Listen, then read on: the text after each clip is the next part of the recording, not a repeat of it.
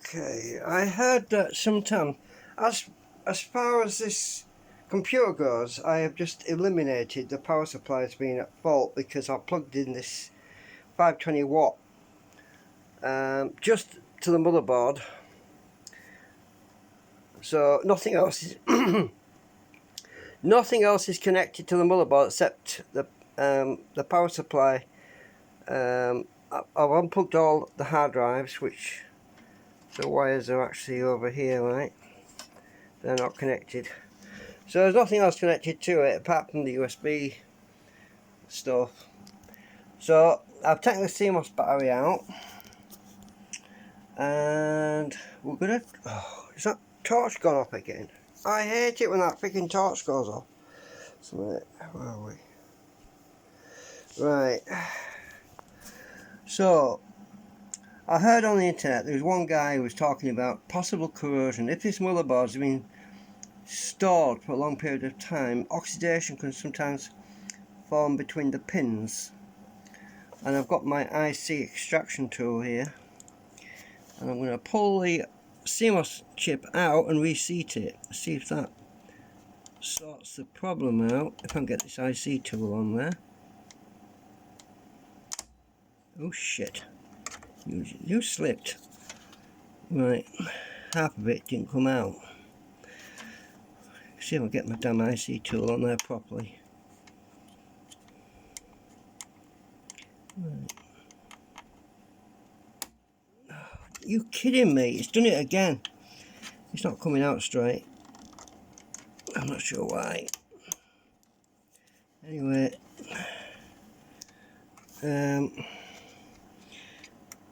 if it wasn't knackered, it probably is now, but I'm going to stick it back in. So I'm basically just trying to make sure this is seated right. It's for some reason the other side isn't coming out properly. I'm not sure why. Let me try it the old-fashioned way. Where's my hook?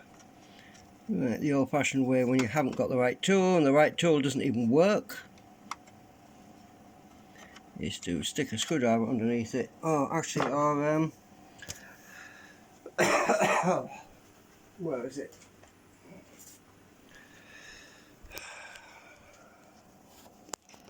Oh, a nail file. I want to get this side out. When it's stuck in there, now it might be that it's corroded. If that's the case, that could be why it's been acting weird. See if I can just get my thumbnail under it. It does not want to come out on that side. It can't be soldering because this is an IC socket. It's an IC socket, it's not freaking... I'm trying to reseat it. Flipping thing. I've got glue in my screwdriver. Why is it stuck on this side?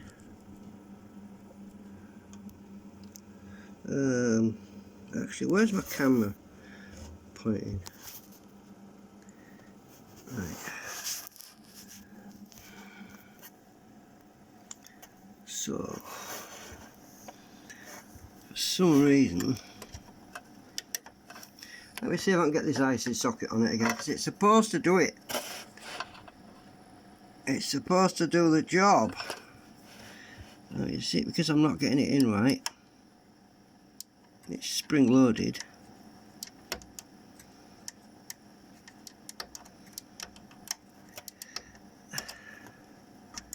I'm picking CMOS battery socket is, CMOS battery holder is in the wrong way. Too close to the damn IC socket, right? That's part of the problem. My back is killing me. Hang on a minute.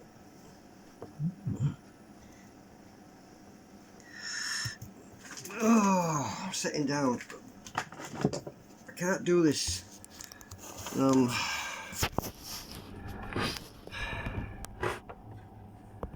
see if we get this damn thing on, because this is a proper IC socket removal tool, and it's why won't it go in?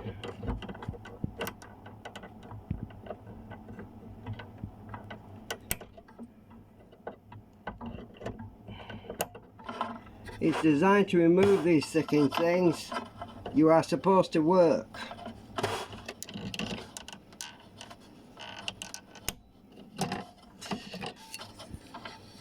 The pin's alright on this thing.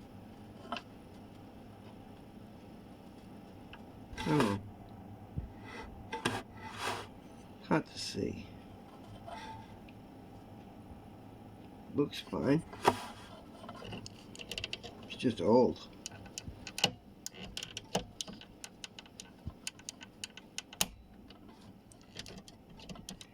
It went in last time, sort of.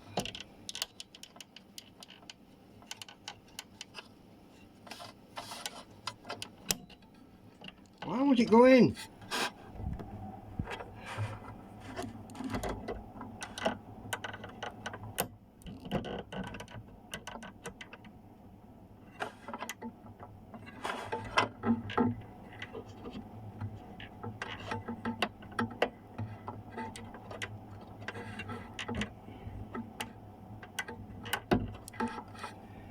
I'm not having any joy with this thing. Let's see. You know what it is? It's too freaking long to get in properly.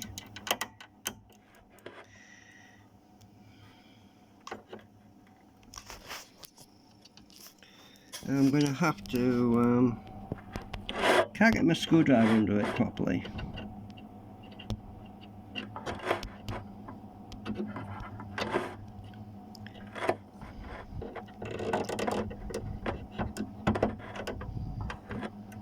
Come on, go down. You bastard. Sorry. Just frustrating trying to get this damn thing on. Ah, are we on? I think we are. We are on. Right, don't you... Right, now it is on. Now, let me see if I can... where are we? Oh, if I can pop my phone on there. I need something heavy to hold it down because it's going to tip over.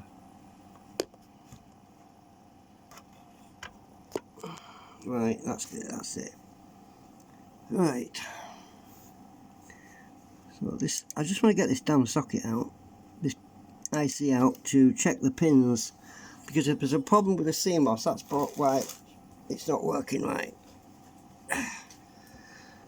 Oh, I need to sit down. Right. It's definitely hooked on there.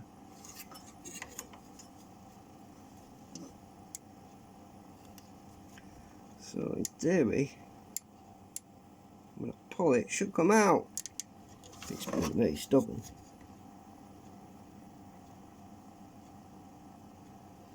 I'm wiggling it, hopefully to get it out.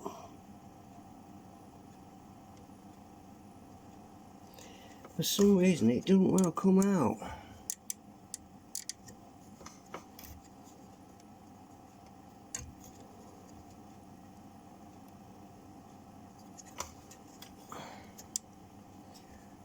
It's amazing, isn't it, when you use the right tools, how things don't work.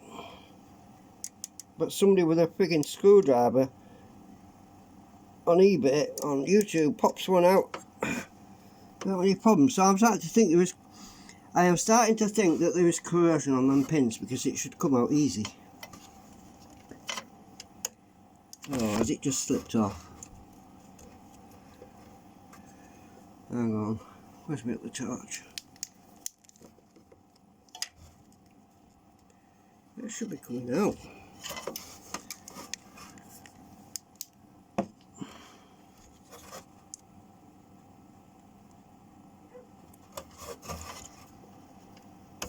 Got ya! At last! There you go. that is what it is to use a proper IC tool. And it's in the jaws. I'm looking at the pins.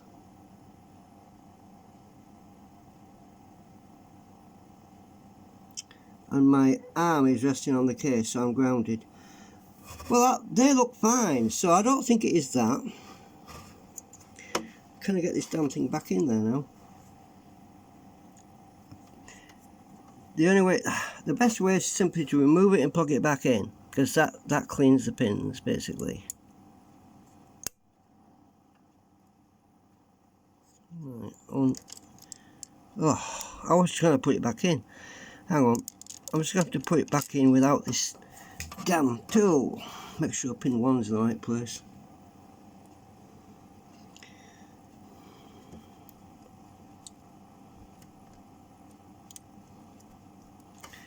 Right, are we...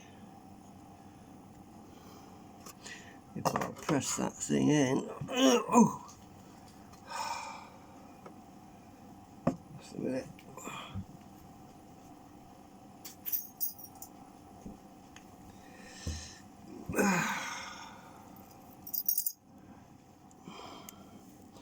Pin 1 should be at the top, which is right.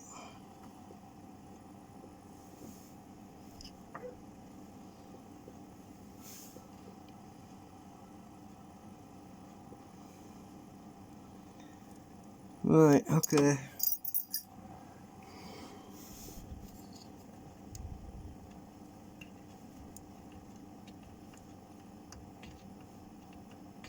Right, we'll push it back in.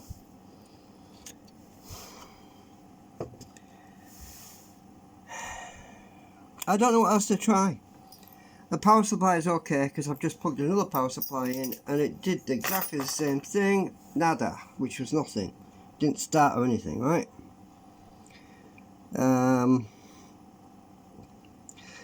There's two possibilities now. I've eliminated the power supply.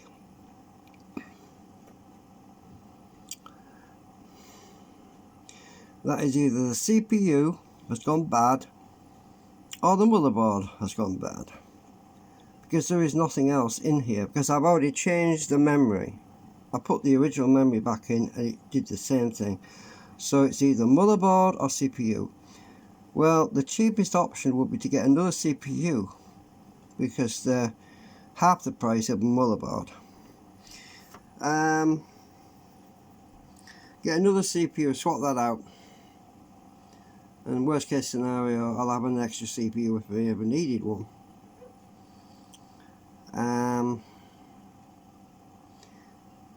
Because I couldn't believe that this motherboard went bad, you know what I mean? Right, I'm going to put the battery back in.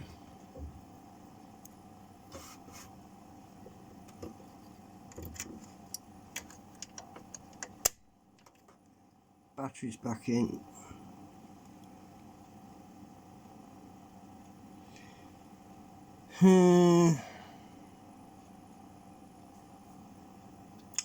So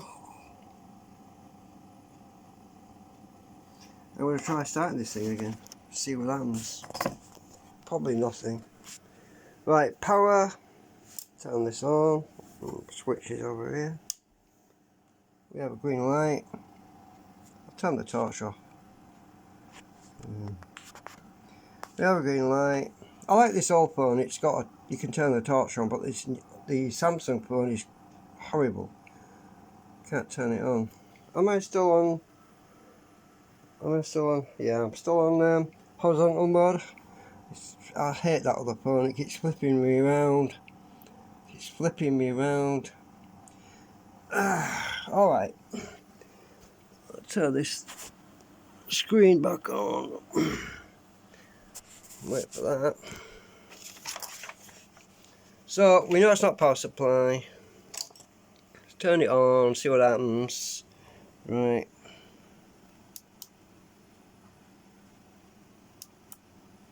Oh, nothing. Did I just turn this? Oh. Oh, of course, the display won't light up because that's not powered up right now. Duh. but we've got nothing on the screen.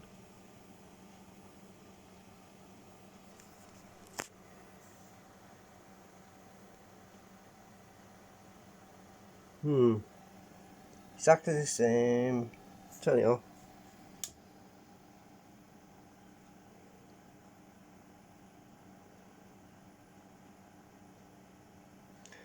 Turn it back on. Press the power button.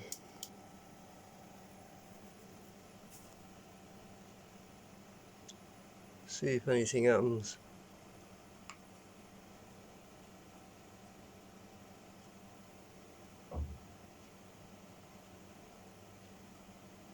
Nope.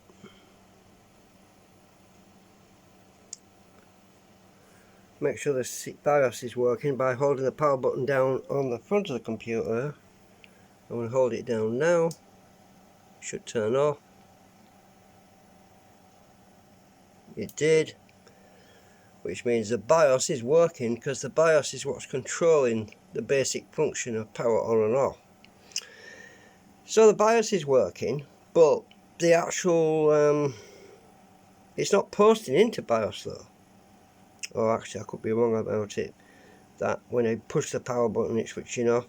That could be a signal going to the power supply itself, turning it off.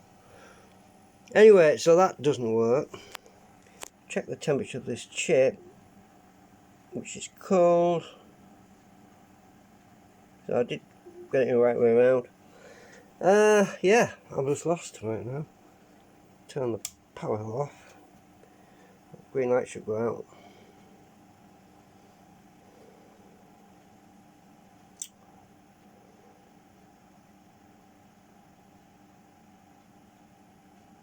Did I just turn it back on again? I think I did. I think I turned it off before. Green light should go out.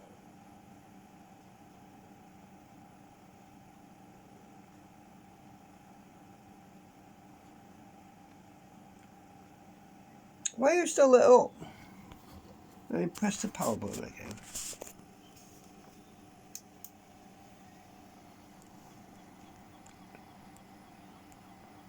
Now I'll turn it off at the power supply.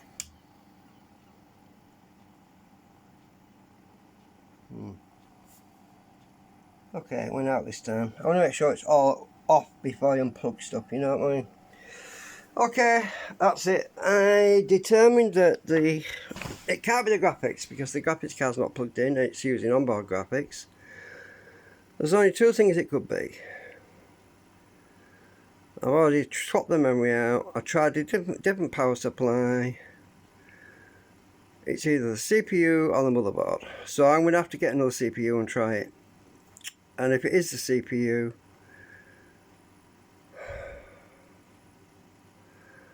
it will be half the cost in me actually go and get another motherboard. But if it is the motherboard, then that's yeah, that's not good, because then I have to wonder why the motherboard failed. I can understand how CPUs can fail. I'll tell you how. Because people are clumsy, people are careless, people touch the bloody pins on the backs of these CPUs, and they don't think about the finger grease off your hands gets on the pins, causes problems, causes corrosion. It can cause the CPU damage from electrostatic, ESD. You know, people mishandle CPUs all the time.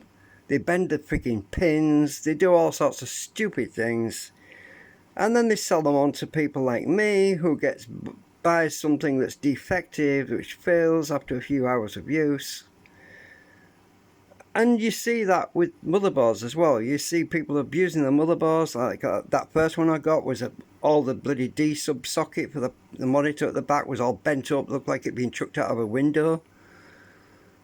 You know, it really annoys me. People are abusive. They treat things with little respect, and then they expect to make money out of it. And it's a disgusting disgrace, really. I mean, the way people treat stuff. If people abuse equipment like that, they shouldn't be selling it. They should be throwing it in the bin, because we don't want their problems that they've created, do we?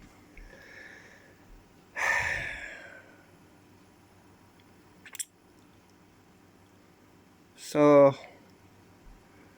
I'm just hoping the motherboard is not to blame. I really am. But I'm more inclined to believe that the CPU has suffered some sort of ESD, electrostatic discharge, at some point. Because I'll tell you what happens with CPUs, right? If they're subjected to a static electrostatic discharge by somebody walking across a carpet and they're holding it wrong, and there's a spark or something like that, it punches a hole in the actual dielectric material, the insulation material that's inside the microchip, punches a tiny hole. You come to power it up, it might work alright for a few days or a few hours or whatever, but electrons are escaping through that little hole, and eventually that hole gets bigger and bigger, and it etches its way through with electrons flowing through it. It's very microscopic, you know, you're talking about thousands of a millimeter or something, you know, very tiny stuff. Eventually, the leakage is so great that the chip fails. It just basically goes short circuit. And that is the kind of thing I heard on the speakers. I heard like a ping. Well, I showed you on the previous video. It's like a loud crack sound on the speakers. That is exactly what I would have expected from something going short circuit somewhere. Anyway, I'm off. Update. I'll have to send this over to my other machine now. Bye for now.